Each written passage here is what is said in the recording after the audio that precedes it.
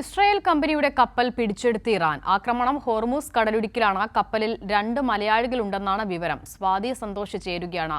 സ്വാതി, ഇങ്ങനെ ഒരു ആക്രമണം നടക്കുന്ന സാഹചര്യത്തിലേക്ക് എങ്ങനെയാണ് എത്തുന്നത്?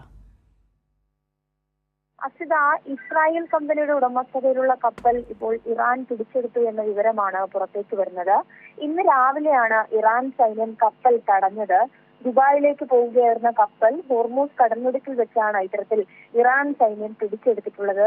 ഏറ്റവും പ്രധാനപ്പെട്ട കാര്യമായി കണക്കാക്കേണ്ടത് കപ്പലിൽ 2 മലയാളികൾ ഉൾപ്പെടെയുള്ള ഇന്ത്യക്കാരുണ്ട് എന്നതാണ്.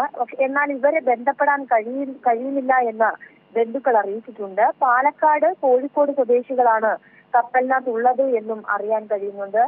ഈ ആക്രമണത്തിന് പിന്നിൽ റവല്യൂഷണറി ഗാർഡ് ആണെന്നുള്ള വിവരം കൂടി പുറത്തു വന്നുകൊണ്ടിരിക്കുകയാണ്.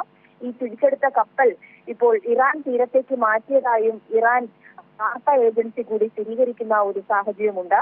ഇസ്രായേൽ വ്യവസായക്ക് കീഴിലുള്ള കപ്പലാണെന്നാണ് അറിയാൻ കഴിയുന്നത്. അസിത, ശരി, വിവരങ്ങൾ നൽകുകയായിരുന്നു സ്വാതി സന്തോഷ്.